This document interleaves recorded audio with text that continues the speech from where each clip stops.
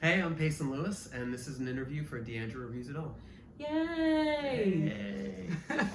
You have said in relationships you can be very giving to your partner. Yes. What has music taught you to give to yourself?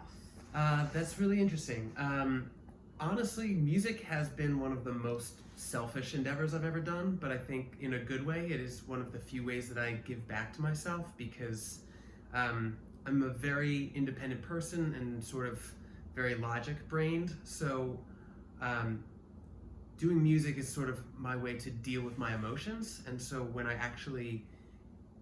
writing songs is kind of when I sort through all the stuff that I've kind of been compartmentalizing or just like pushing aside, and I let the actual moment happen, feel the feels and get it out. So it's been sort of cathartic, and so in that way it is sort of my me time and my way to work through things. I have to ask because you write so many love songs and you write about your real life experiences. Mm-hmm. Do you ever feel like a veteran of relationships? I suppose I've always been a relationship person. Like when I look back on my life, there haven't been significant long chunks when I wasn't in a relationship.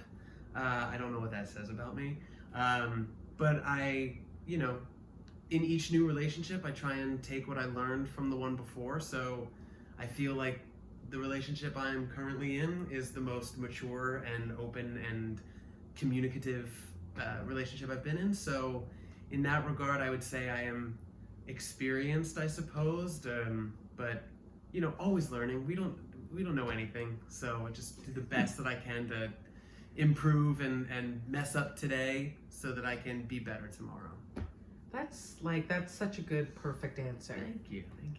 That's life. I mean, we don't know what we're doing, so just each day try and be a little bit better than the day before, and that's how I get through the day. Dating advice with Hey. Payson Lewis. That's my follow-up. That's my follow-up career. Well, entering the new decade, how would you describe these past 10 years, especially in terms of how you've grown as a person and artist? Gosh, that's really, everyone's talking about the change of decade, and it's sort of arbitrary, but also it does make you think back on this chunk of time. And looking back 10 years ago, I thought I knew who I was. I thought I knew what I was doing. But in my life, I've always sort of been a go with the flow. If this is happening, keep going in that direction. If something comes up and makes you take a left turn, like take the turn. But I feel like in the same way that my songwriting has given me my sort of opportunity to be a bit selfish, my growth as a musician and an artist, I think, has partially been to take control and steer the wheel myself instead of just saying like, oh, it looks like the path goes that way. It's like, well, I kind of want to go that way. So I think I've grown in knowing who I am, what I want, and sort of expressing myself in the direction that I want to go. Ooh, that's really powerful. So if the past decade, like if I could sum it up, is about you learning to take control, what do you think the next decade will bring? Well, I hope, hi everybody. Like I said, there's always sound out on 8th Avenue. I don't know, so I guess like anything is just becoming an experienced driver. If I'm taking control and, taking the wheel, is just learning how to navigate the pitfalls that blazing your own trail create. And I think everything is just experience. So just continuing to improve. I don't know. That's a tough question because if you asked me 10 years ago, I'd be like, oh yeah, just keep doing what I'm doing and get better at it. And then I look back 10 years ago, I was like, no, that was all wrong. Like what you were doing was wrong. So I hope I don't have such a quantum paradigm shift in my outlook, because that means I haven't been going in quite the right direction. So I do hope that the upcoming decade is more of a refinement rather than a redirection. Quantum paradigm shift. These are some good phrases. Sometimes I say words. I don't know. Hopefully they mean what I think they mean. Well, I mean, I think we never know what we're going to learn, right? Right. So hopefully the quantum paradigm shift is positive. I hope so. And balanced. And I hope that's actually one of the things I would say is I hope that part of the direction that I'm going is, it is for me, but in the way that I want to give back and have my music affect people.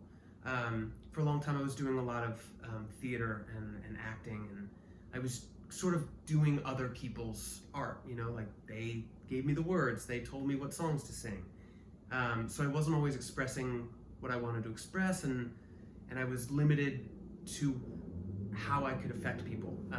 And so by going out on my own direction, I get to tell the stories and the emotions and the things that I want to help people with and help them escape or help them through a hard time. So a lot of it is about creating a positive response to my music.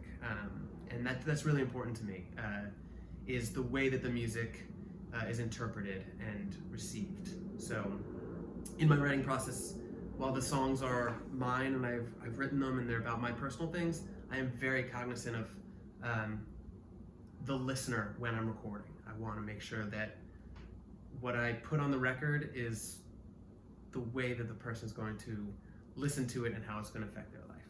I think that's smart. You should do that. That's balance. I hope so. I think that's, we're all in this together. The human experience is very interconnected. So my music, I want to be about shared experiences. I try and write about things that happen to me, but not specifically the things that are only happening to me. It's like I want to write about the things that happen to me, and then I talk to someone, they're like, yeah, I was feeling that too. And I'm like, okay, good. That's something I can talk about. That's something that I can write a song about and share with people, because I know that they're going to connect to that. Well, you've said that you're a very energy person. Yes. So how would you describe the energy of the music industry? Oh man, if I could tell you the energy of the music industry, I wish I knew what it was. But my impression of it, I think, is, especially going into this new decade,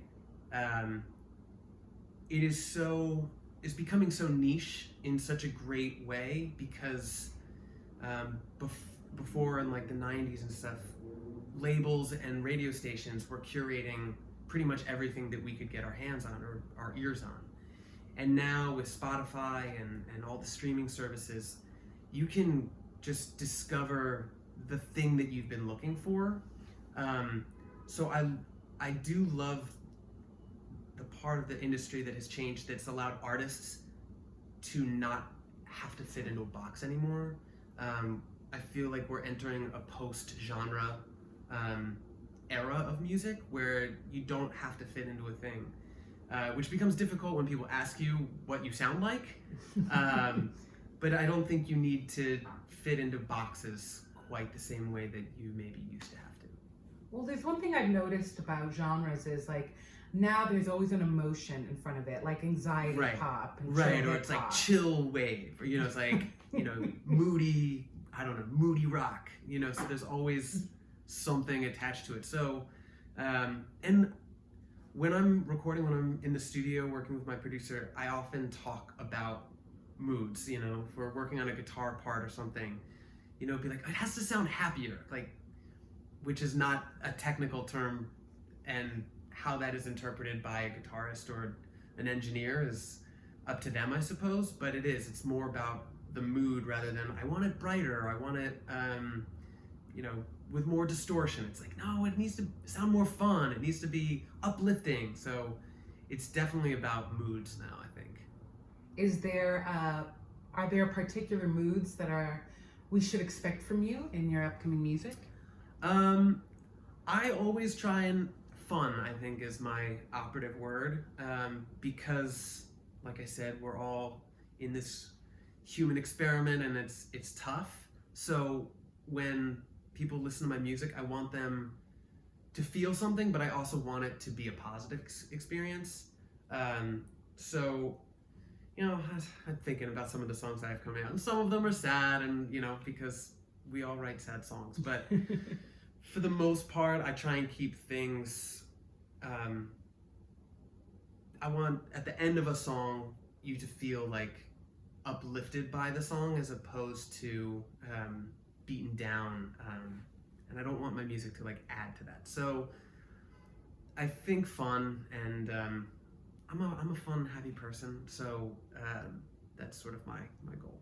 Aw, who are the people in your life that bring you fun and uplift you? And if you could give them a song, what would it be? Okay, so people who give me fun and in my life. Okay, well, I've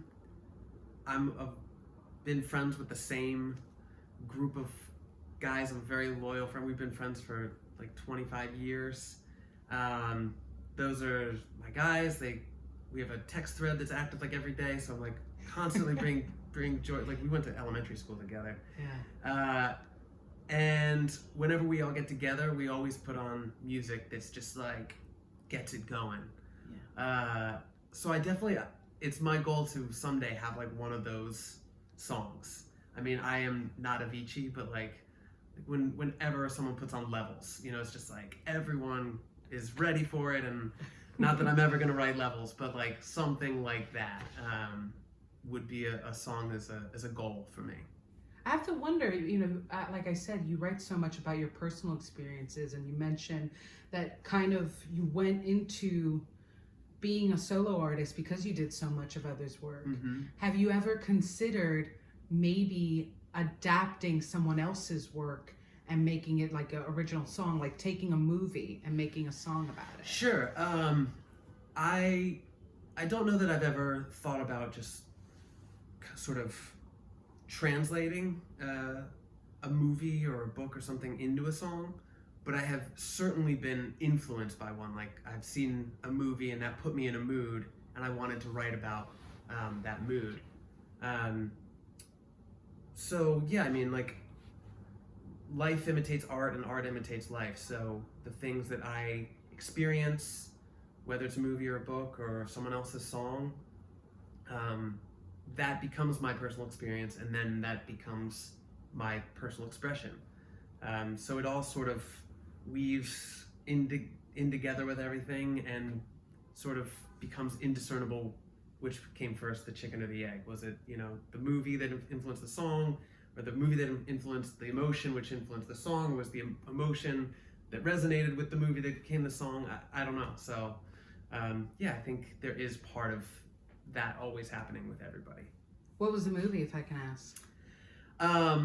So I started writing this song for a friend of mine who was having a hard time getting out of an emotionally abusive relationship, and I went to go see a Pixar movie. I can't remember which one it was, but before the Pixar movie was like the short. They always have the little short, and it was called Bow, and it was about this overprotective mother that like wouldn't let her son grow up and move out. She was like holding on, and it was pulling them apart, and it was like such a perfect description of what was happening in this relationship. Someone needed to get out, and the other person was like holding on and clinging with everything that they had. And so like I went home after seeing that short, and when I wrote the rest of the song, which was about my friend, I kept picturing moments in the movie and those sort of influenced some of the imagery that I put into the song. So a kid's movie. A kid's Pixar. like a kid's 10-minute movie. A Pixar short. Yes, exactly. About abusive relationships. I'm Thank you. so deep. Well, we're heading towards the final two questions. Okay. And my question is, honesty and vulnerability is always attached to you, and it's attached to so many artists. And I'm wondering if ever through your creative process, have you ever kind of caught a lie? Like maybe a lie someone was telling you, or a lie you told yourself. Oh, like sort of discovering. Yeah, like discovering a truth. I think maybe not a lie, but definitely, like I said, I tend to sort of compartmentalize and be very logical in in my life, in my daily routine, like I get through the day. It's like if I'm upset, it's like, okay, I'll get through it. It's fine. We'll keep going. So I've definitely discovered emotions that I didn't realize I was experiencing when I was writing. You like write a line and you're like, oh my God, like, can't believe I've been feeling that this whole time. And I just didn't have the words to say it, or I was pushing it down in some way. So yeah, I've definitely made all sorts of discoveries in the writing process. And even sometimes it happens when I write with someone. I do a number of co-writes, and sometimes I'll be explaining what I'm feeling, and then they say a line, and you're just like, oh my God, like, yeah, that's what I've been trying to say. Like, let's go. Like, that is it. Yeah. And like I said, it's like we're all in this together. We have these shared experiences, and so sometimes it takes someone else's translation for you to understand what you haven't been able to understand yourself. Have you ever caught like a delusion in a way? I don't know about a delusion, but like maybe some sort of like hopeful naivete, like hoping for the best. So I guess that could be delusional, is like thinking, oh, things are okay, or like, oh, it's all gonna work out. And then when you start writing about getting deep in something, you're like, oh man, maybe this isn't this isn't going as well as I thought. Like, oh shoot, I've been looking at this through the wrong lenses, through the wrong rose-tinted lenses. So. Hopeful naivete, quantum paradigm shift. Oh gosh. Keep it up, keep it up. Well, my last question Okay. is, how do you feel your latest track then promotes a level of healing in relationships? So, Nothing to You, my most recent single, is about getting out of a relationship where I was giving and giving and giving and losing myself in that relationship. And so I think it creates a positive thing, because while the song is sort of about a rough situation, it's about taking ownership and getting out of it, and reminding yourself that like being whole and like being whole on your own is more important than just being in a relationship to be in the relationship. I grew up, my parents were divorced at a young age, and so it's always been part of my life to know that it's okay to be alone, and that going through life, no matter how old we are, whether we're 12 years old and we're falling in puppy love for the first time, or whether we're 65 years old, everyone is always looking for happiness. And it comes in all sorts of shapes and forms, and with someone or without someone. So it's more important to be okay with yourself and know that it's okay to be looking for happiness, rather than just accepting a piece of something that you think is happiness, because that's what people tell you it's supposed to be. Oh, that's such a perfect final message. Thank All you. right, this is Diandra Views It All, and that's Payson Lewis. Thank you so much. Ah, Talk and to you guys later. the quantum The paradigm quantum shift is paradigm over. shift.